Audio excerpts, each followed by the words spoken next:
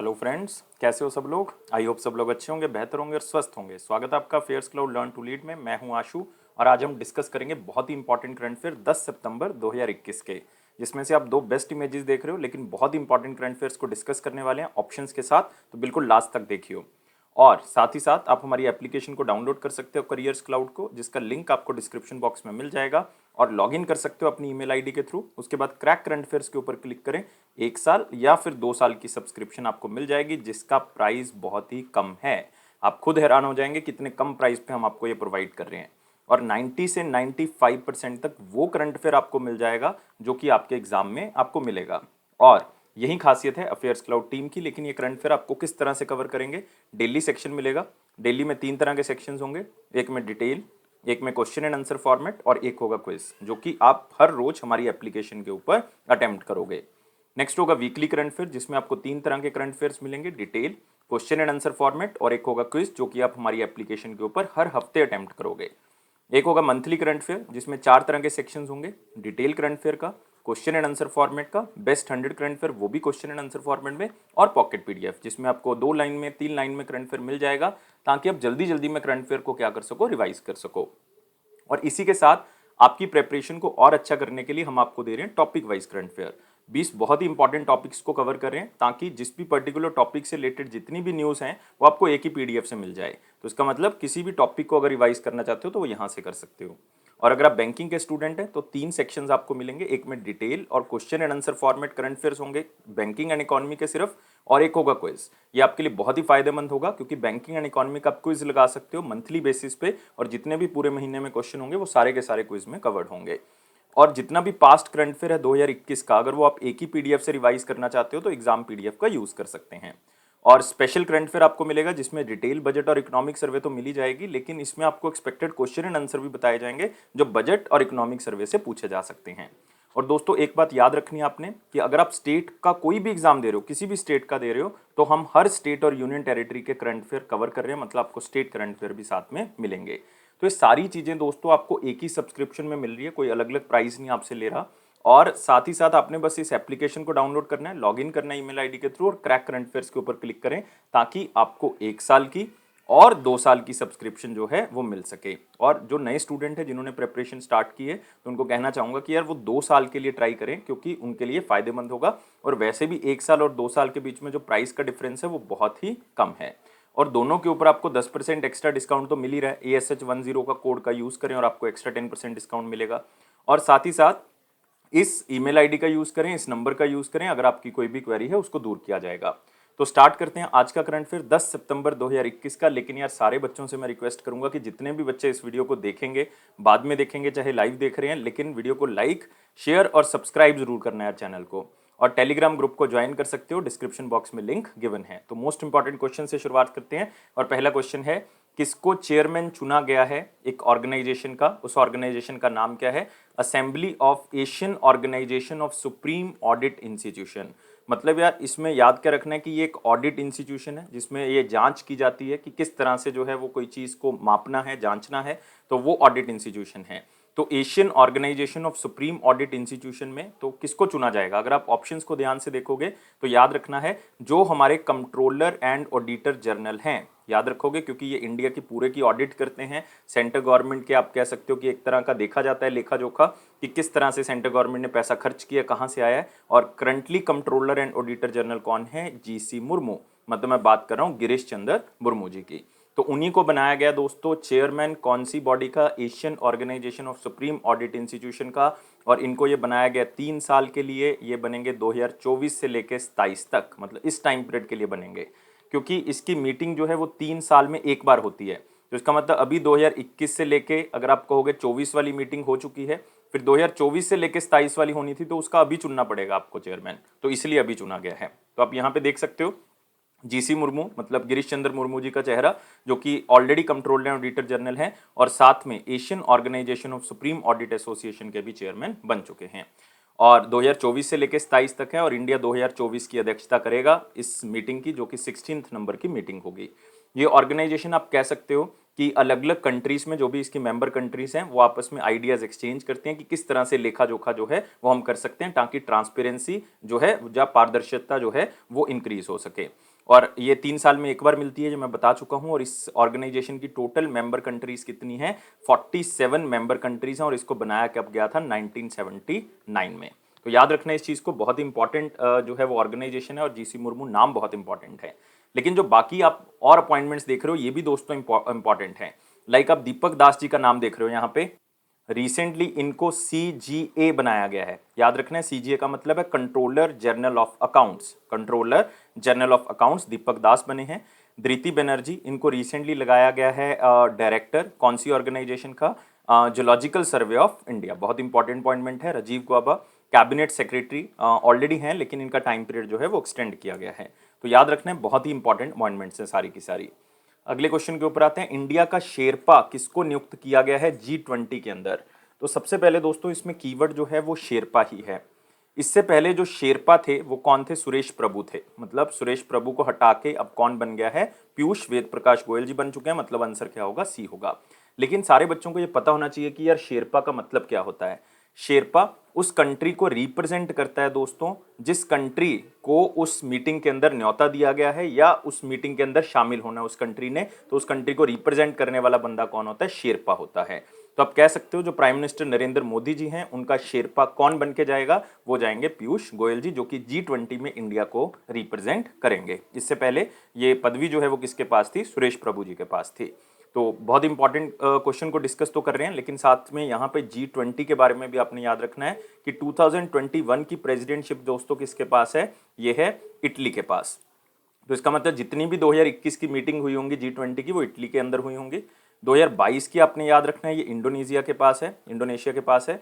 और 2023 आपके लिए बहुत इंपॉर्टेंट है क्योंकि ये किसके पास है दोस्तों? प्रेसिडेंटशिप इंडिया के पास है।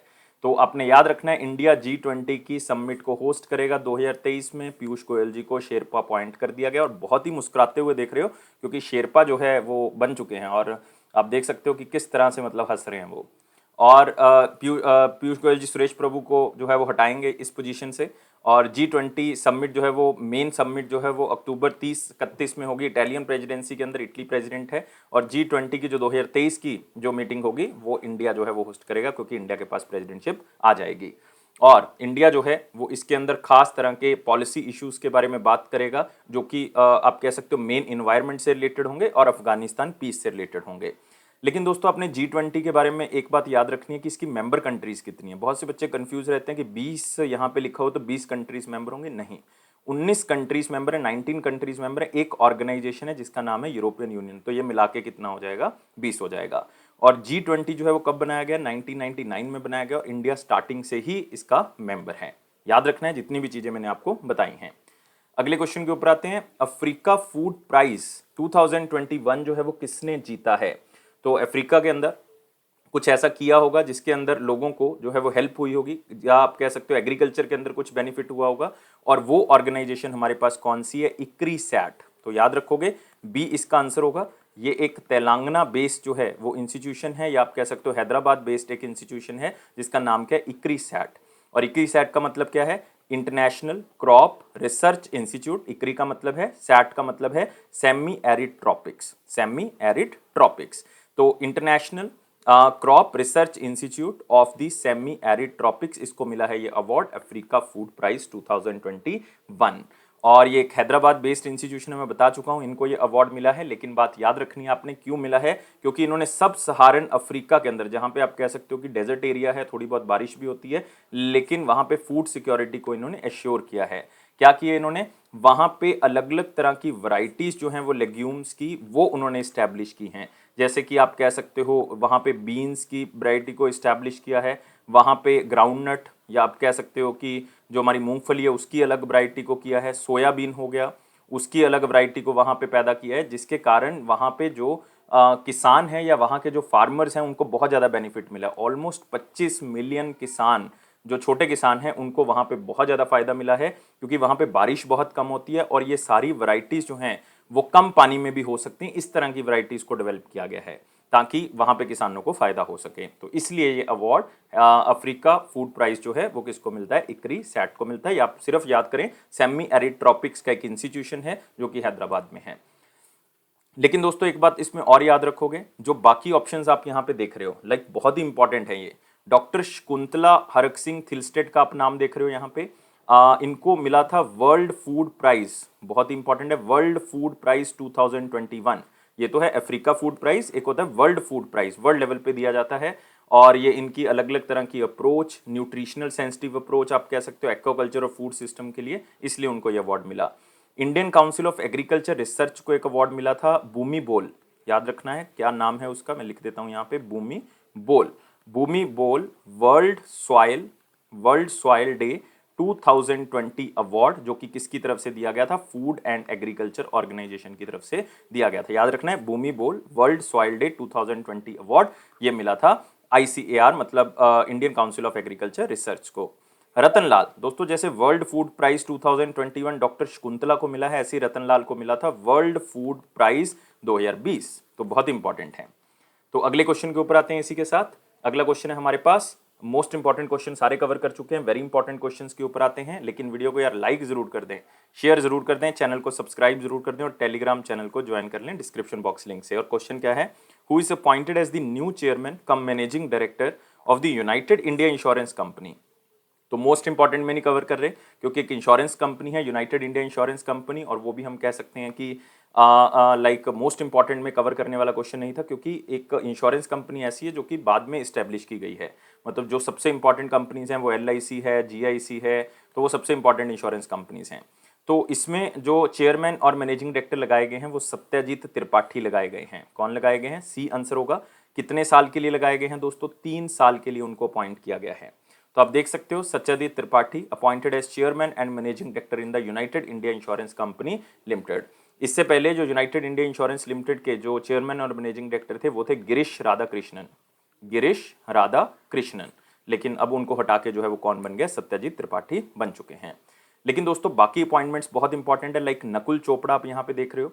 नकुल चोपड़ा को रिसेंटली लगाया गया है CEO चीफ एग्जीक्यूटिव ऑफिसर कौन सी ऑर्गेनाइजेशन का, बार्क का। बार्क माने broadcast audience research council, broadcast audience research council. Next Nupur Chaturvedi, बहुत इंपॉर्टेंट अपॉइंटमेंट है, इनको रिसेंटली CEO लगाया गया chief executive officer Bharat bill payment system का। याद रखना है भारत बिल पे सिस्टम का, भारत बिल पे लिमिटेड कह सकते हो आप, भारत बिल पे लिमिटेड का, और ये NPCI का प्लेटफॉर्म है। और AG थंकपन या AG थक्कपन, आप किसी भी तरह से नाम याद रखें, बहुत इंपॉर्टेंट अपॉइंटमेंट है, याद रखना है। इनको अपॉइंट किया गया है स्पाइसेस बोर्ड ऑफ इंडिया का चेयरमैन। याद रखना है स्पाइसेस बोर्ड ऑफ इंडिया जिसका हेडक्वार्टर केरला में है, और इनको 3 साल के लिए अपॉइंट किया गया है। और स्पाइसेस बोर्ड ऑफ इंडिया वैसे भी इंडिया के लिए बहुत ज़्यादा इंपॉर्टेंट है, क्योंकि केरला से हम बहुत ज़्यादा स्पाइसेस को या मसाले जो हैं वो एक्सपोर्ट करते हैं, और ये मिनिस्ट्री ऑफ कॉमर्स और इंडस्ट्री के अंदर आता है। तो AG थक्कपन। और दोस्तों यूनाइटेड इंडिया इंश्योरेंस कंपनी का जो गठन है वो वैसे तो ब्रिटिशर्स के टाइम पीरियड पे हो गया था 1938 में, लेकिन इसको नेशनलाइज मतलब गवर्नमेंट ऑफ इंडिया के अंदर कब लेके आए हैं, 1972 में। और इसका हेडक्वार्टर आपको कहाँ पे मिलेगा, तमिलनाडु के अंदर। नेक्स्ट आते हैं दोस्तों अगले क्वेश्चन के ऊपर, कौन से बैंक ने एक POS point of sale machine launch की है जिसका नाम है वाइज POS गो, और ये MSME मतलब माइक्रो स्मॉल और मीडियम एंटरप्राइजेस मतलब जो लघु उद्योग से जुड़े हुए लोग हैं उनको जो है वो बेनिफिट देने के लिए इसको लॉन्च किया गया है। तो इसका आंसर क्या होगा कि ये बैंक हमारे पास है कर्नाटका बैंक, तो आंसर क्या होगा इसका, B होगा। तो कर्नाटका बैंक की तरफ से एक डिवाइस लॉन्च की गई है, पॉइंट ऑफ सेल मशीन जो है वो लॉन्च की गई है जिसका नाम है वाइज POS गो। और ये MSMEs के लिए लॉन्च जो है वो किया गया, सिर्फ नाम याद रखना है वाइज POS को, और किसके साथ मिलके किया है, M-Swipe टेक्नोलॉजी के साथ मिलके किया है, और नाम याद रखना है। और इस मशीन से जो भी बिजनेस पेमेंट्स होंगी वो या कैशलेस ट्रांजैक्शन कोई करना चाहता है वो मर्चेंट्स कर सकते हैं, जो MSME से जुड़े हुए लोग हैं वो वहाँ पे ट्रांजैक्शंस कर सकते हैं। और साथ ही साथ इसमें हर तरह की ट्रांजैक्शंस जो है वो अवेलेबल है, लाइक आप कह सकते हो कि मोबाइल फ़ोन से कोई करना चाहता है, कोई QR कोड से करना चाहता है, कोई लिंक चाहिए उसको SMS पे, वहाँ से ट्रांजैक्शन करना चाहता है, या बार कोड स्कैन करके करना चाहता है, हर तरह की फैसिलिटी अवेलेबल है। इवन कॉन्टेक्टलेस पेमेंट भी जो है वो यहाँ पे अवेलेबल है। तो ये बनाई इसलिए गई है डिवाइस ताकि MSME micro small and medium enterprises के जो कस्टमर्स हैं उनको बेनिफिट मिल सके और वो अपने बिजनेस को एक कदम और आगे लेके जा सकें। तो यहाँ पे हम बात कर रहे थे कर्नाटका बैंक की, याद रखेंगे इसका हेडक्वार्टर बेंगलुरु में है कर्नाटका के अंदर, और मैनेजिंग डायरेक्टर और चीफ एग्जीक्यूटिव ऑफिसर है महाबलेश्वरा, महाबलेश्वरा एमएस, याद रखेंगे। अगले क्वेश्चन के ऊपर आते हैं। Which bank collaborated with one card to launch app based credit card, मतलब आपको फिजिकल कोई क्रेडिट कार्ड नहीं मिलेगा, सिर्फ एप्लीकेशन में आपको वो क्रेडिट कार्ड दिखेगा, उसी में वो अंक लिखे होंगे क्रेडिट कार्ड के, उसी में एक्सपायरी डेट लिखी होगी, उसी में सीवीवी नंबर सब कुछ उसी में होगा, आपको फिजिकल तौर पे वो नहीं मिलेगा। और ये रिसेंटली किसने वन कार्ड के साथ टाई अप किया है? साउथ इंडियन बैंक ने, कि वन कार्ड की एप्लीकेशन के ऊपर जाके आप उस क्रेडिट कार्ड को जो है वो अवेल कर सकते हो, उसके अंदर जितनी भी गतिविधियां हो रही हैं उसको कंट्रोल कर सकते हो। तो साउथ इंडियन बैंक, जो कि आप कह सकते हो इसका हेडक्वार्टर आपको जो है वो कहाँ पे मिलेगा? केरला के अंदर आपको इसका हेडक्वार्टर मिल जाएगा, और वन कार्ड के साथ जो है वो इन्होंने टाई अप किया है। और रिसेंटली एसबीएम बैंक ने भी ऐसे ही किया है, एसबीएम बैंक इंडिया ने भी वन कार्ड के साथ मिलकर एक mobile based credit card launch किया था जिसका नाम था मोबाइल फर्स्ट, तो वो एसबीएम बैंक इंडिया ने किया था। लेकिन अभी जो है वो किसने किया? साउथ इंडियन बैंक ने, और क्रेडिट कार्ड का नाम है वन कार्ड क्रेडिट कार्ड। तो ये internationally valid premium metal card होगा जो कि वीज़ा से अप्रूव्ड होगा, मतलब वीज़ा इसको स्पॉन्सर कर रहा है साथ में, और वन कार्ड की एप्लीकेशन के थ्रू इसको मर्ज किया जा सकता है, मतलब आप कह सकते हो जितनी भी चीज़ें आप कर सकते हो वो वन कार्ड की एप्लीकेशन से कर सकते हो, और एप्लीकेशन का नाम है वन स्कोर। हमने कल ही इस क्वेश्चन को किया है एसबीएम इंडिया के साथ। और इसके अंदर अलग अलग तरह की आपको फैसिलिटीज़ मिलेंगी, लाइक कोई जीरो ज्वाइनिंग फीस, मतलब कोई फीस नहीं है इसकी, कोई एनुअल फीस नहीं है, लोएस्ट फॉरेक्स ट्रांजेक्शन है, मतलब अगर आप कोई और करेंसी में ट्रांजेक्शन करते हो तो सिर्फ 1% जो है वो उसका फीस कटेगा। तो मतलब फुली डिजिटल है ये पूरा प्रोसेस। और वन कार्ड जो है वो बहुत इंपॉर्टेंट हो जाता है आजकल। मुंबई बेस्ड एक ऑर्गेनाइजेशन है, पूना में है बेसिकली, मुंबई में नहीं है, पूना बेस्ड है महाराष्ट्र में, और इसके जो सीईओ हैं वो अनुराग सिन्हा हैं, अनुराग सिन्हा। लेकिन यहाँ पे आपके लिए इंपॉर्टेंट क्या है? South Indian bank. दोस्तों इसका हेडक्वार्टर तो मैं बता चुका हूँ केरला के अंदर है, लेकिन इसके जो मैनेजिंग डायरेक्टर हैं वो मुरली रामाकृष्णन हैं, मुरली रामाकृष्णन, और इसकी टैगलाइन है experience next generation banking, next generation banking. और इसका एक ऑनलाइन असिस्टेंट है, मतलब आप कह सकते हो artificial intelligence technology based online assistant है जिसका नाम क्या है? सोना। और साउथ इंडियन बैंक के बारे में आपको एक खास बात बताना चाहूँगा कि ये ऐसा पहला प्राइवेट सेक्टर बैंक है दोस्तों, प्राइवेट सेक्टर बैंक है जो कि एनआरआई ब्रांच को ओपन करता है 1992 में, एनआरआई ब्रांच को ओपन करता है 1992 में।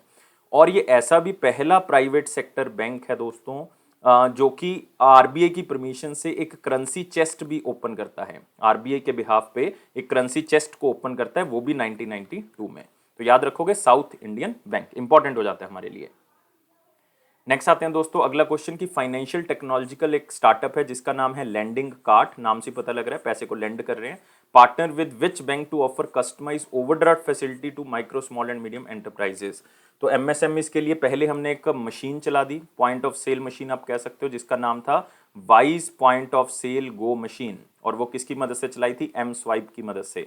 अब फिर से एमएसएमई कस्टमर्स के लिए बात कर रहे हैं कि यार उनको अगर पैसे की दिक्कत है तो वो और भी पैसा ले सकते हैं ओवरड्राफ्ट फैसिलिटी के थ्रू, लेकिन वो कौन से प्लेटफॉर्म पे लेंगे? लैंडिंग कार्ड पे लेंगे। लेकिन कौन से बैंक के कस्टमर्स ले सकते हैं? एसबीएम बैंक के इंडिया के, वो ओवरड्राफ्ट फैसिलिटी को यूज कर सकते हैं। तो याद रखना है आपने, बहुत इंपॉर्टेंट हो जाता है, बहुत ही सिंपल सा क्वेश्चन है, क्योंकि पहले क्या होता है कि आपको बहुत ज़्यादा कोलेट्रल जो है वो रखना पड़ता है, गिरवी रखना पड़ेगा कुछ ना कुछ लोन लेने के लिए, चाहे आप मकान रखो, चाहे आप अपना फिक्स डिपॉजिट रखो या कुछ और रखो, तो उसके बाद आपको ओवरड्राफ्ट फैसिलिटी मिलेगी। लेकिन अब इसमें जो है वो बेसिकली क्या कर दिया गया है कि कोलेट्रल की बहुत ही ज़्यादा कम ज़रूरत पड़ेगी, क्योंकि सारी चीज़ें जो हैं वो ऑनलाइन हैं। तो इसमें लाइक कोई फिजिकल पेपर वर्क नहीं है, डिजिटल मोड होगा सब कुछ, डिमांड के बेसिस पे जो है वो आपको पैसा मिलेगा, और इस तरह की फैसिलिटी से जो आपका गिरवी रखने का जो आप कह सकते हो बर्डन है वो बहुत ही ज़्यादा क्या हो जाएगा? कम हो जाएगा। और लैंडिंग कार्ट जो है वो उसमें ये सुविधा प्रोवाइड कर रहा है कि आपको ओवरड्राफ्ट फैसिलिटी मिल सके। और इस एक स्टार्टअप को 2014 में लॉन्च किया गया था, और ये कैपिटल सेक्टर लैंडिंग जो है वो करता है, और ये बेंगलोर कर्नाटका में इसका हेडक्वार्टर है। एसबीआई बैंक के बारे में याद रखोगे, सिद्धार्थ रथ जो है वो इसके एमडी और सीईओ हैं, 1994 में इसको बनाया गया था, इसका हेडक्वार्टर कहाँ पे है? मुंबई में। अगले क्वेश्चन के ऊपर आते हैं। What is the name of single platform which is launched by Bank of Baroda to offer all banking services? मतलब आपको पता है कि यार पहले ना बैंक ऑफ बड़ौदा की एक एप्लीकेशन थी M connect plus, M connect plus. अब उसी का ये एक नया वर्जन है, उसी का एक नया वर्जन है, क्योंकि पहले आप सारी सुविधाएं जो भी बैंक ऑफ बड़ौदा से जुड़ी हुई हैं वो एम कनेक्ट प्लस से एंजॉय करते थे, अब आप एंजॉय करोगे बॉब वर्ल्ड से। तो आंसर क्या होगा इसका? ए होगा। तो तो अब बॉब वर्ल्ड नाम से जो है वो एक ऐसा प्लेटफॉर्म बना दिया गया है, ऑनलाइन प्लेटफॉर्म, जिसमें आप हर तरह की सुविधा जो है वो बैंक ऑफ बड़ौदा की एंजॉय कर सकते हो। तो नाम जरूर याद रखेंगे, बैंक ऑफ बड़ौदा वर्ल्ड। तो एक मोबाइल बैंकिंग एप्लीकेशन है बैंक ऑफ बड़ौदा की, जो पहले किस नाम से जानी जाती थी, एम कनेक्ट प्लस के नाम से। तो इसमें जितनी भी सर्विसेज होंगी, सब तरह की बैंकिंग एक्सपीरियंस जो है वो आप कर सकते हो एक ही प्लेटफॉर्म के ऊपर। और 220 मतलब 220 सर्विसेज जो हैं वो दी जा रही हैं, जिसमें 90% बैंकिंग सर्विसेज जो है वो डिजिटली आपको मिलनी स्टार्ट हो जाएंगी। और रिसेंटली आपने याद रखना है, एक डिजिटल स्कोर कार्ड इशू किया गया था। डिजिटल स्कोर कार्ड का मतलब है जो बैंक सबसे ज़्यादा डिजिटली काम कर रहा है, बहुत ही अच्छे से कर रहा है, और ये ministry of electronics and information technology की तरफ से लॉन्च किया गया था, जिसमें फरवरी और मार्च महीने के अंदर बैंक ऑफ बड़ौदा टॉप करता है। इसके अंदर डिजिटल स्कोर कार्ड के अंदर बैंक ऑफ बड़ौदा टॉप करता है। 86% जो है वो मार्क्स आए थे इसके, और टोटल 44 बैंक्स को इसमें रैंक किया गया था, याद रखोगे। और बैंक ऑफ बड़ौदा आपके लिए इंपॉर्टेंट है, बिल्कुल इंपॉर्टेंट है। बैंक ऑफ बड़ौदा जो है वो 1908 में बना था, 1908 में, लेकिन इसकी जो नेशनलाइजेशन थी वो 1969 में हुई थी। मतलब जब 14 बैंक्स पहली बार नेशनलाइज किए गए थे इंदिरा गांधी गवर्नमेंट के द्वारा, तब जो है वो इसको नेशनलाइज किया गया था बैंक ऑफ बड़ौदा को। और इसका हेडक्वार्टर तो वडोदरा है, गुजरात, ये तो सबको पता होगा। और इसकी टैगलाइन है India's international bank, India's international bank. और इसके एमडी और सीईओ कौन है, संजीव चड्ढा, संजीव चड्ढा। अगले क्वेश्चन के ऊपर आएंगे दोस्तों, बैंक ऑफ बड़ौदा कर चुके हैं। किसने एक बुक लिखी है, back to the roots, back to the roots celebrating Indian wisdom and wellness. मतलब हमें जो पुराने सिद्धांत है, जो हमारे आप कह सकते हो मध्यकालीन भारत या उससे भी पहले की जो हमारी बुक्स हैं, वहाँ से हमें सीखना होगा, वेदों से या कुछ और बुक से हमें पता लगता है कि किस तरह से हम रह सकते हैं, क्या चीज़ें खा सकते हैं। और ये एक बहुत ही फेमस एक्ट्रेस है बॉलीवुड की, तमन्ना भाटिया, उन्होंने इस बुक को लिखा है, तो आंसर क्या होगा, डी होगा। लेकिन उन्होंने अकेले इस बुक को नहीं लिखा, एक आप कह सकते हो लाइफस्टाइल कोच हैं सेलिब्रिटीज़ के, जिनका नाम है ल्यूक, ल्यूक क्यूटिनो, ल्यूक कितिनो जो है वो साथ में इस बुक को लिखते हैं। तो दोनों ने इसको लिखा है, लेकिन आपको एग्जामिनर तमन्ना भाटिया के बेसिस पे पूछेगा, क्योंकि नाम जो है वो फेमस कौन सा है, तमन्ना भाटिया, लेकिन इन्होंने ल्यूक को तीनों के साथ मिलकर जो है वो इसको लिखा है। इसके अंदर बताया गया है कि किस तरह से जो है वो जो हमारा पुराने तरह के लोग जो हैं वो चीज़ें यूज़ करते थे हेल्थ और वेलनेस को बनाने के लिए, उसके बारे में बताया हुआ है। और किस तरह से जो पुराने तरीके जो हैं वो हम यूज़ करके जो हैं वो अपनी हेल्थ का ध्यान रख सकते हैं, हम उसको और लंबा जो है वो कर सकते हैं अपने जीवन को, और अच्छे से जी सकते हैं। तो बेसिकली आप कह सकते हो कि हेल्थ को अच्छा करने के लिए इस बुक के बारे में लिखा गया है। लेकिन बाकी जो नाम देख रहे हो ये इंपॉर्टेंट है, लाइक मेगन मार्कल, आप कह सकते हो बहुत ही इंपॉर्टेंट बुक लिखी इन्होंने, द बेंच, याद रखना आपने, द बेंच। अशोक पंगारिया, अरविंद पंगारिया जी के ब्रदर, मॉन्क इन ए मक, इन्होंने बुक लिखी, मॉन्क इन ए मक मतलब मर्सिडीज, मक का मतलब। और अशोक पंगारिया जिनके पास सारी चीज़ें थी, लेकिन फिर भी उन्होंने अपनी लाइफ जो है वो सादा जीवन व्यतीत किया, तो उसके बारे में लिखा हुआ है। रोनी सकरीवाला, बॉलीवुड से एक बहुत बड़ा नाम, और इन्होंने बुक लिखी थी skill it kill it, skill it kill it. याद रखनी है सारी चीज़ें। अगले क्वेश्चन के ऊपर आते हैं। गवर्नमेंट ने कैंपेन लॉन्च किया या ड्राइव लॉन्च की है, जिसके अंदर 100% डिजिटल लिटरेसी जो है वो डिजिटल विलेजेस के अंदर लेके आना है। मतलब यहाँ पे आप कह सकते हो नेट की सुविधा है, वहाँ पे 100% डिजिटल लिटरेसी को हमने लेके आना है। और इस ड्राइव का नाम क्या है, पीएमजी दिशा। तो याद रखोगे, आंसर क्या होगा, सी होगा। पीएमजी दिशा का मतलब है, पीएम का तो मतलब पता है यहाँ पे प्रधानमंत्री, और आगे है जी दिशा, जी दिशा का मतलब है ग्रामीण डिजिटल साक्षरता अभियान, ग्रामीण डिजिटल, डीआई का मतलब डिजिटल, एसएच का मतलब है साक्षरता, ए का मतलब है अभियान, जी का मतलब ग्रामीण। तो ग्रामीण डिजिटल साक्षरता अभियान, ताकि साक्षरता को बढ़ाना है, लिटरेसी को अचीव करना है। और इसमें सर्टिफिकेट दिए जाएंगे जो भी 100% लिटरेसी को अचीव करेगा। जो मिनिस्टर ऑफ इलेक्ट्रॉनिक्स के मिनिस्टर ऑफ स्टेट हैं राजीव चंद्रशेखर जी, उन्होंने इसको लॉन्च किया ताकि 100% लिटरेसी को अचीव किया जा सके। ये एक अभियान है, आप कह सकते हो आज़ादी का अमृत महोत्सव, जिसमें हम 75 ईयर ऑफ इंडिपेंडेंस सेलिब्रेट कर रहे हैं। और ये पीएम दिशा स्कीम के अंडर आता है। पीएम दिशा स्कीम जो है वो दोस्तों 2017 में लॉन्च की गई थी। ये डिजिटल लिटरेसी प्रोग्राम ही है एक तरह का, जिसमें हमने डिजिटल इंडिया प्रोग्राम जो है वो स्टार्ट करना है, जिसमें 6 करोड़ लोगों का टारगेट रखा गया है, जिसमें रूरल एरियाज होंगे, स्टेट होंगी, यूनियन टेरिटरीज होंगी, उनके रूरल एरियाज होंगे, जिसको हमने डिजिटली लिटरेट करना है 2020 तक। ये टारगेट जो है वो हमने रखा हुआ है इसके अंदर। और ये 3 दिन का जो है वो सर्टिफिकेशन प्रोग्राम लॉन्च किया गया स्पेशली वुमेन के लिए, या जिनके पास जो है वो नॉलेज कम है या जिनके पास रिसोर्सेज कम है, ताकि उनको हम अलग अलग तरह की नॉलेज प्रोवाइड करके उनको जो है वो लिटरेट कर सकें। तो ये है डिजिटल लिटरेसी ड्राइव। और आपने याद रखना है currently union minister of electronics कौन है, क्योंकि अभी तो हम बात कर रहे थे मिनिस्टर ऑफ स्टेट की इलेक्ट्रॉनिक्स के राजीव चंद्रशेखर की, लेकिन असल में यूनियन मिनिस्टर ऑफ जो इलेक्ट्रॉनिक्स और इंफॉर्मेशन टेक्नोलॉजी हैं वो हैं अश्विनी वैष्णव, अश्विनी वैष्णव, जो कि कॉन्स्टिट्यूंसी है उनके ओडिशा, क्योंकि वो राज्यसभा के मेंबर हैं। अगले क्वेश्चन के ऊपर आते हैं। कौन से इंस्टीट्यूट ने एक इंस्टीट्यूट के साथ टाई अप किया और उस इंस्टीट्यूट का नाम है इंडियन इंस्टीट्यूट ऑफ एस्ट्रोफिजिक्स के साथ टाई अप किया है, ताकि वो अपनी रिसर्च कोलैबोरेशन जो कि ग्रोथ इंडिया टेलीस्कोप के लिए ऑलरेडी उनके साथ थी, वो उसको और आगे बढ़ा सकें। तो पहले वो ऑलरेडी इनके साथ ही एक ग्रोथ इंडिया टेलीस्कोप के ऊपर काम कर चुके हैं। अब 5 साल टाइम पीरियड जो है वो और बढ़ा दिया गया है इस एमओयू का।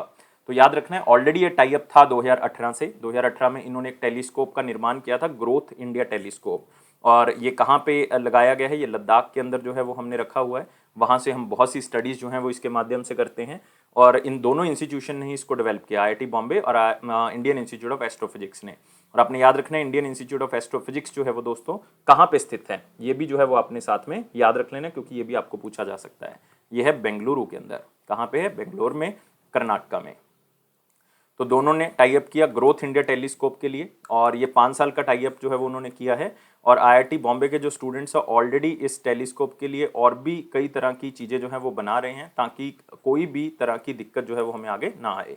और 2018 में दोनों इंस्टीट्यूशन ने मिलके ही दोस्तों ये ग्रोथ इंडिया टेलीस्कोप का निर्माण किया था, जो कि 0.7 मीटर वाइड है। ये लद्दाख के अंदर जो है वो रखा गया है। और ये इंस्टीट्यूशन बहुत इंपॉर्टेंट है, जो कि है इंडियन इंस्टीट्यूट ऑफ एस्ट्रोफिजिक्स। इसकी 2 ऑब्जर्वेटरीज हैं, मतलब इनकी 2 रिसर्च लैब्स हैं एक तरह की। एक तो जवाड़ी हिल्स में है, जवाड़ी हिल्स मतलब तमिलनाडु में, जिसका नाम है वेन्नू बापू ऑब्जर्वेटरी।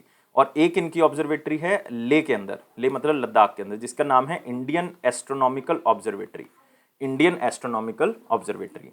और आईआईटी बॉम्बे, आजकल न्यूज़ में भी था कि आईआईटी बॉम्बे के जो स्टूडेंट्स हैं उन्होंने एक 2020 QG करके 2020 QG करके एक एस्ट्रॉयड जो है वो ढूंढा था, जो कि बिल्कुल अर्थ के पास से गुजरा, बहुत ही क्लोजेस्ट नोन पोजीशन जो अर्थ के साथ होती है वहाँ से गुजरा, लेकिन कोई भी इम्पैक्ट अर्थ के ऊपर नहीं हुआ। उसकी खोज जो है वो आईआईटी बॉम्बे के विद्यार्थियों ने की थी। तो ये सारी चीज़ें आपने याद रखनी है जितनी मैंने बताई हैं। अगले क्वेश्चन के ऊपर आते हैं।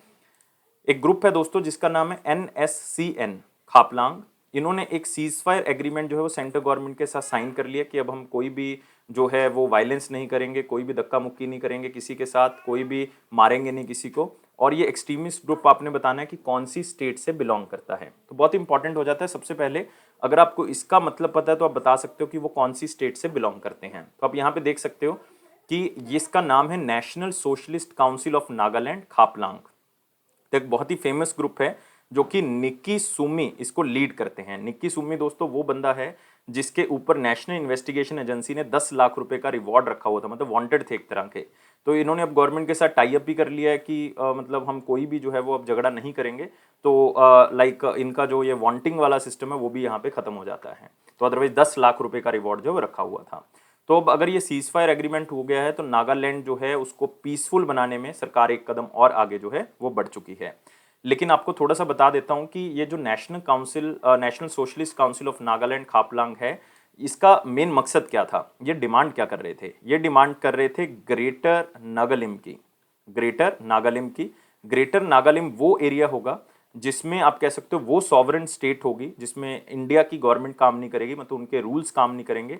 इनका अपना अलग से नेशनल फ्लैग होगा, इनका अपना अलग से कॉन्स्टिट्यूशन होगा, जैसे कि पहले जम्मू कश्मीर का होता था। और ये ग्रेटर नागालिम के अंदर जो है वो कुछ पार्ट अरुणाचल प्रदेश का भी आएगा, कुछ मणिपुर का भी आएगा, कुछ असम का भी आएगा, कुछ म्यांमार का भी आएगा। ये इनकी डिमांड थी। लेकिन अब जो है वो 1 साल के लिए ये एग्रीमेंट साइन हुआ। आपने याद रखना है परमानेंट नहीं है ये एग्रीमेंट। कितने टाइम पीरियड के लिए साइन हुआ? 1 साल के लिए सीज फायर एग्रीमेंट साइन हुआ है सेंट्रल गवर्नमेंट का। और नेशनल इन्वेस्टिगेशन एजेंसी के वांटेड थे ये निक्की सुमी, उन्होंने जो है वो क्या कर लिया है, ये एग्रीमेंट कर लिया है। तो इतनी चीजें आपने याद रखनी है। इसका मतलब आंसर तो यहाँ से क्लियर है, क्या होगा? बी, नागालैंड। और नागालैंड दोस्तों 1963 इनको स्टेट का स्टेटस जो है वो दिया गया था। और आपने एक नागालैंड के बारे में और याद रखनी है, माउंट सारामती जो है वो इसकी हाईएस्ट पीक है, नागालैंड की हाईएस्ट पीक। मतलब जो पूर्वांचल वाला पार्ट है हमारे पास, जिसमें बहुत सी माउंटेन्स हैं, बहुत सी चोटियां हैं हमारे पास, तो माउंट सारामती सबसे बड़ी ऊंची चोटी है नागालैंड की। लेकिन दोस्तों यहाँ के चीफ मिनिस्टर कौन है नागालैंड के? याद रखोगे, नेफ्यू रियो। लिख देता हूँ यहाँ पे, NEIPHIU, नेफ्यू रियो, ये यहाँ के चीफ मिनिस्टर हैं। और यहाँ के गवर्नर कौन है दोस्तों? अभी मैं आपको रिसेंट अपडेट दे रहा हूँ कि जो गवर्नर हैं वो चेंज हो चुके हैं। इससे पहले जो गवर्नर थे यहाँ के वो थे RN रवि। याद रखना है कौन थे? RN रवि। लेकिन अब RN रवि कहाँ के बन चुके हैं? तमिलनाडु के। तो आप कहोगे सर तमिलनाडु के तो बनवारी लाल पुरोहित जी हैं, तो दोस्तों बताना चाहूंगा बनवारी लाल पुरोहित कहाँ के बन चुके हैं, पंजाब के। तो ये भी क्वेश्चन याद रखना है। क्या हो गया कि नागालैंड के जो गवर्नर थे वो तमिलनाडु के लगा दिए गए और तमिलनाडु के जो गवर्नर थे वो पंजाब के लगा दिए गए हैं। तो आप कहोगे सर नागालैंड की पोजीशन खाली है, बिल्कुल खाली है। तो इसका एडिशनल चार्ज किसको मिला, जगदीश मुखी जी को। जगदीश मुखी कहाँ के गवर्नर है, असम के। तो देखो कितना सिंपल हो गया, अब आप आराम से याद कर सकते हो कि नागालैंड का एडिशनल चार्ज जो है वो गवर्नर किसको मिला, जगदीश मुखी, जो ऑलरेडी असम के हैं, क्योंकि जो इनके पहले गवर्नर थे TN रवि वो तमिलनाडु के बन चुके हैं और तमिलनाडु वाले पंजाब के बन चुके हैं। तो ये चीजें आपने जो है वो थोड़ी सी याद रखनी है। अगले क्वेश्चन के ऊपर आते हैं, लेकिन एक और रीसेंट न्यूज आपको देना चाहूंगा कि रिसेंटली गवर्नमेंट ने एक ऐसा ही पैक्ट जो है वो असम की एक ट्राइबल ग्रुप या एक्सट्रीमिस्ट ग्रुप के साथ साइन किया था, जिसका नाम था कर्बी एंगलोंग ग्रुप, जो कि असम गवर्नमेंट, कर्बी एंगलोंग और सेंट्रल गवर्नमेंट के बीच में साइन होता है। तो इसलिए 3 बॉडीज के बीच में साइन हुआ और इन्होंने भी जो है वो सरेंडर कर दिया था सेंट्रल गवर्नमेंट के सामने, और जो भी डिमांड्स थी वो सेंट्रल गवर्नमेंट ने इनकी मान ली है और साथ में कह दिया कि हम कर्बी एथनिक ग्रुप जो होगा उसको रिजर्वेशन भी प्रोवाइड करेंगे। तो अगला आते हैं, who is appointed as the new governor of Uttarakhand. दोस्तों अभी हम बात करके हटे तमिलनाडु के गवर्नर की, अभी हम बात करके हटे हैं नागालैंड के गवर्नर की, और एक स्टेट की और बात की थी पंजाब की। तो मैंने बताया था तमिलनाडु के कौन बन गए, तमिलनाडु के जो गवर्नर बन गए वो RN रवि बन चुके हैं, RN रवि।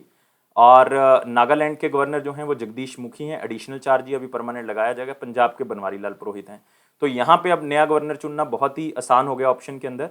जगदीश मुखी दोस्तों आंसर हो नहीं सकता। बेबी रानी मौर्य ने रिजाइन कर दिया रिसेंटली उत्तराखंड के गवर्नर से, तो ये नहीं हो सकती।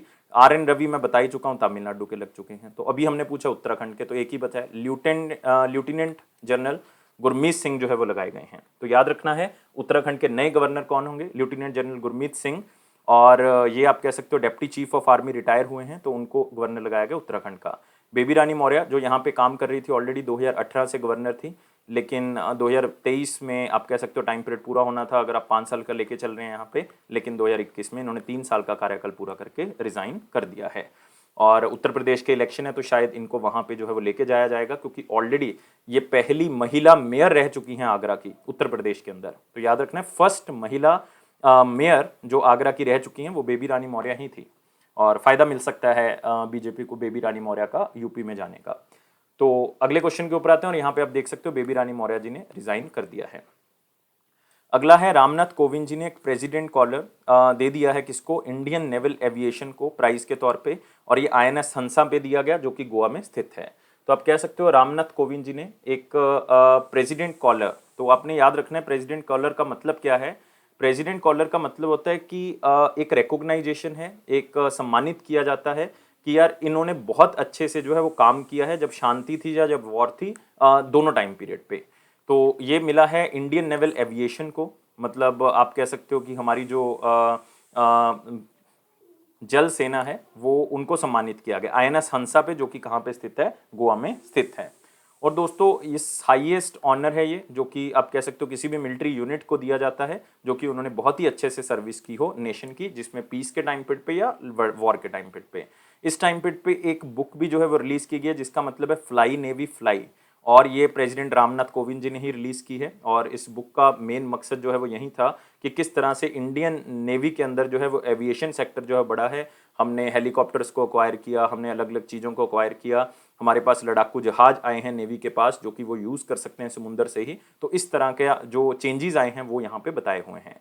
और 1951 में इंडियन नेवी को सबसे पहला प्रेसिडेंट कॉलर भी दिया गया था। याद रखना है सबसे पहला प्रेसिडेंट कॉलर से सम्मानित किया गया था वो इंडियन नेवी ही थी दोस्तों। इंडियन नेवी मतलब कह सकते हो फर्स्ट आर्म्ड फोर्स जिसको ये प्रेसिडेंट कॉलर मिला है वो कौन सी है, इंडियन नेवी ही है। अगले क्वेश्चन के ऊपर आते हैं। कैबिनेट ने कुछ अप्रूवल्स दिए हैं, 2 अप्रूवल्स आपने याद रखने हैं। पहला अप्रूवल जो है वो इंडिया और पुर्तगाल के बीच में है, और ये अप्रूवल है कि इंडिया से कुछ वर्कर्स को कहाँ पे भेजा जाएगा, पुर्तगाल में भेजा जाएगा काम करने के लिए। मतलब ये इंडिया और पुर्तगाल का टाई अप है कि कुछ इंडियन माइग्रेंट्स को जो है वो हम यूरोपियन यूनियन की एक कंट्री में भेजेंगे पुर्तगाल में, क्योंकि पुर्तगाल ऑलरेडी यूरोपियन यूनियन का एक मेंबर है। तो इससे क्या होगा, वर्कर्स की मूवमेंट जो है वो पुर्तगाल में होगी, यूरोपियन यूनियन में जाएंगे, और हमारे आपस में रिलेशन भी जो है वो अच्छे होंगे। पुर्तगाल की कैपिटल लिस्बन है और इसकी जो करेंसी है वो यूरो है। एक एग्रीमेंट और साइन हुआ है दोस्तों रशिया और इंडिया के बीच में, ताकि जियो साइंस के बीच में हम टाई अप कर सकें। इसका मतलब है कि जो जियोलॉजिकल सर्वे ऑफ इंडिया है और साथ में उनका जो रॉस जियो है मतलब जो जुलॉजिकल सर्वे ऑफ रशिया है उनके बीच में टाई अप हुआ है, ताकि हम अलग अलग जोग्राफिकल सर्विसेज जो हैं वो प्रोवाइड कर सकें। खास करके समुद्र के नीचे जो हमने माइंस हैं हमारी, जो हमारे मिनरल्स हैं, उनको किस तरह से हमने आगे बढ़ाना है, दोनों एक कंट्री से दूसरी कंट्री में एक्सपर्टीज करेंगे, हेल्प करेंगे दोनों कंट्रीज। नेक्स्ट आते हैं इंपॉर्टेंट क्वेश्चंस के ऊपर, लेकिन वीडियो को लाइक शेयर और चैनल को सब्सक्राइब जरूर कर देना और टेलीग्राम ग्रुप को ज्वाइन कर लें डिस्क्रिप्शन बॉक्स लिंक से। क्वेश्चन क्या कहता है कि एक कमेटी बनाई गई है, 8 मेंबर्स की दोस्तों ये कमेटी है, जो कि नए रूल्स बनाएगी ड्रग्स, कॉस्मेटिक्स और मेडिकल डिवाइसेस से रिलेटेड। और ये कमेटी जो है वो आप कह सकते हो कि मिनिस्ट्री ऑफ हेल्थ की तरफ से बनाई गई है।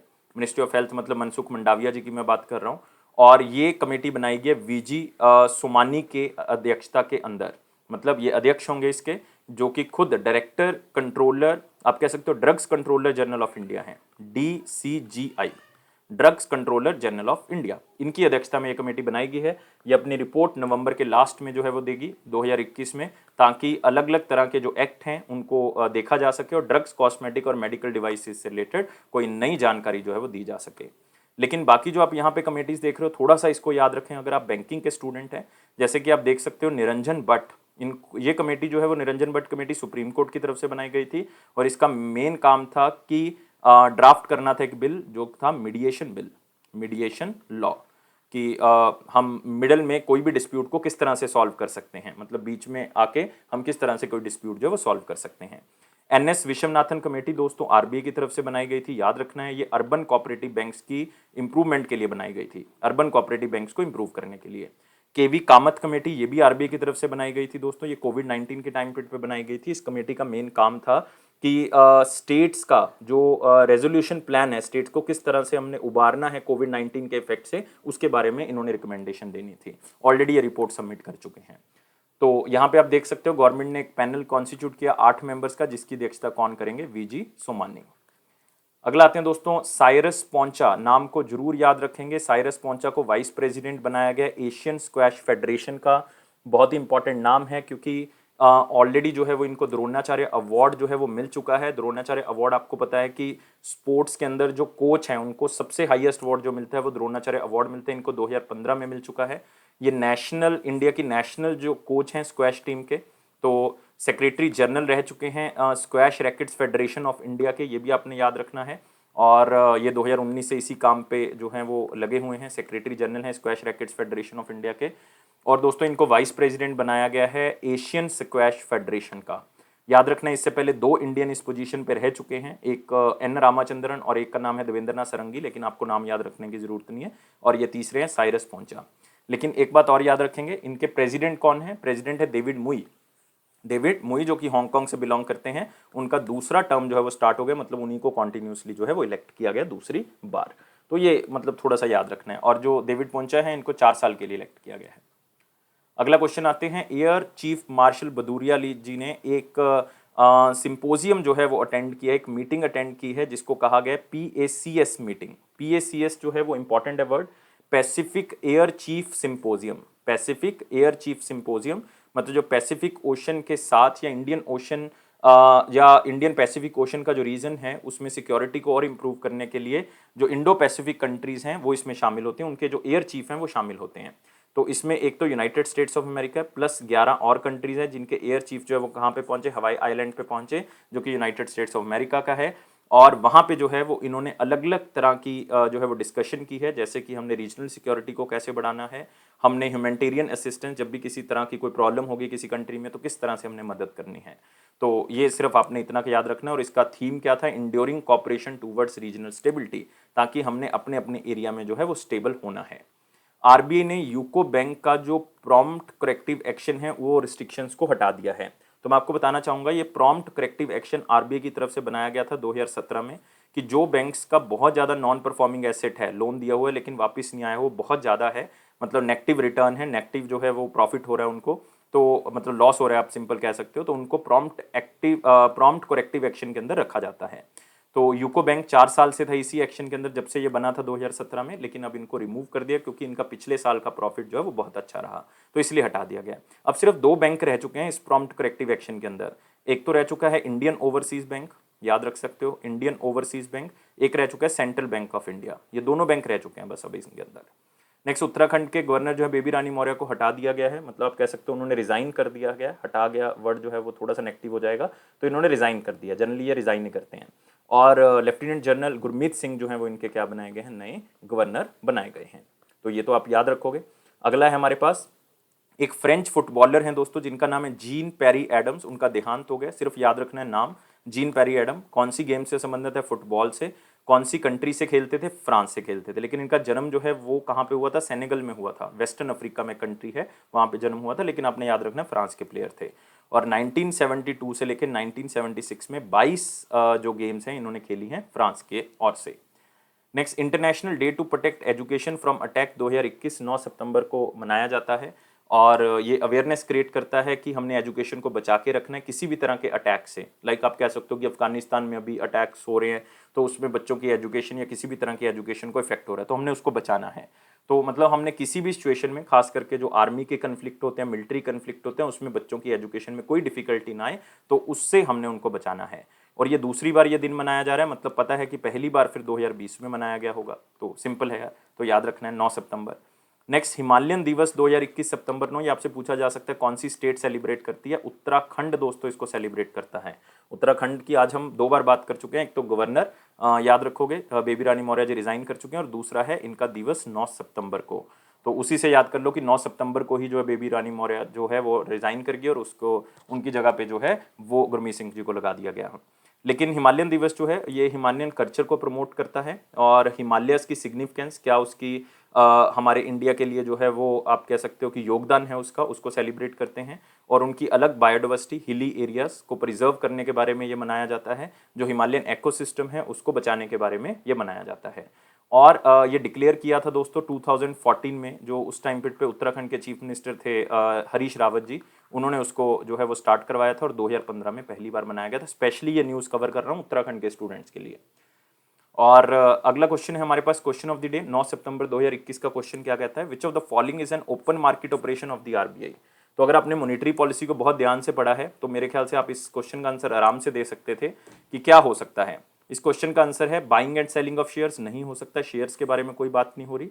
यहाँ पे ओपन मार्केट ऑपरेशन मतलब ट्रेडिंग इन सिक्योरिटीज, या तो सिक्योरिटीज को बेचा जा सकता है या फिर खरीदा जा सकता है, मतलब सेल कर सकते हो या फिर बाय कर सकते हो। तो इसका फायदा क्या होगा, तो देखो इसमें क्या होता है कि जब आप आरबीआई को लगता है कि बहुत ज़्यादा पैसा मार्केट में बढ़ा हुआ है, बहुत ज़्यादा पैसा है मार्केट के अंदर, तो आरबीआई सिक्योरिटीज़ को क्या करेगा, बेचेगा। जब आरबीआई सिक्योरिटी को सेल करेगा तो लोग इसको खरीदेंगे, मतलब लोगों का पैसा आरबीआई के पास चला गया, तो मार्केट में पैसा क्या हो गया, अब्जॉर्ब हो गया। मार्केट का पैसा जो है वो कहाँ पे चला गया, आरबीआई के पास चला गया। अब लोग पैसे को यूज नहीं कर पाएंगे, जिससे क्या होगा, हम पैसे को कम कर सकते हैं, मार्केट से लिक्विडिटी को कम कर सकते हैं। लेकिन अगर लगता है कि पैसा नहीं है मार्केट में, तो पैसे को बढ़ाना है, तो उस टाइम पीरियड पे सिक्योरिटीज को बाय कर लिया जाएगा, खरीद लिया जाएगा। मतलब जब सिक्योरिटी को खरीदेंगे तो लोगों से सिक्योरिटी किसके पास चला जाएगा, आरबीआई के पास। अब सिक्योरिटी आरबीआई के पास चला गया, आरबीआई ने खरीदा है, तो इसका मतलब क्या होगा, पैसा लोगों के पास चला जाएगा, तो लोगों के पास कैश जो है वो बढ़ जाएगा। लोगों के पास अगर कैश बढ़ जाएगा तो लिक्विडिटी इंक्रीज हो जाएगी, मार्केट में पैसा पहुंच जाएगा, तो इसलिए यूज किया जाता है। और जनरली ये किस रेट ऑफ इंटरेस्ट पे खरीदी या बेची जाती हैं, ये दोस्तों रेपो रेट पे ही खरीदी या बेची जाती है जनरली, तो जनरली रेपो रेट पे ही होता है, और इसलिए इसको रीपरचेजिंग एग्रीमेंट भी कहा जाता है, रीपरचेजिंग एग्रीमेंट भी कहा जाता है। तो सारी चीजें मैंने समझा दी हैं, याद रखना है। और क्वेश्चन ऑफ द डे के ऊपर आते हैं, क्या कहते हैं कि मॉनेटरी पॉलिसी का इसमें से कौन सा ऑब्जेक्टिव नहीं है, मतलब मॉनेटरी पॉलिसी को इसलिए नहीं बनाया जाता, आपने बताना है कि किस लिए नहीं बनाया जाता। तो 3 ऑप्शन इसमें सही है, एक गलत है, गलत वाली आपने बतानी है। तो ध्यान से ऑप्शंस को पढ़ना है, वेट कर रहा हूं आपके आंसर का, सबने आंसर देना है। 700 प्लस लाइक्स यार आप लोगों से चाहिए, ये मैं उम्मीद करता हूं कि आप लोग प्रोवाइड कर दोगे। चैनल को सब्सक्राइब कर लेना है अगर आप पहली बार जुड़ रहे हैं, और मैं उम्मीद करता हूं कि सारे बच्चे इसको शेयर जरूर करेंगे, और बेल बटन को प्रेस कर दें, और टेलीग्राम ग्रुप को ज्वाइन कर लें ऑफिशियल नोटिफिकेशंस के लिए। ये फेयर्स क्लाउड का प्रॉमिस है कि आपके कॉन्फिडेंस को जरूर बूस्ट करेगा। इसी तरह से वीडियोस को देखते रहें, आगे बढ़ते रहें, और हमेशा खुश रहेंगे इस स्माइली की तरह, क्योंकि हमेशा मैं बताता हूं कि जब खुश रहते हो तो आसपास का इन्वायरमेंट जो है वो पॉजिटिव बनता है, और वो आपकी ग्रोथ के लिए बहुत ज़्यादा जरूरी है, और लाइफ को बहुत ज़्यादा सीरियस लेके काम नहीं करेंगे। Thank you guys, take care and bye bye.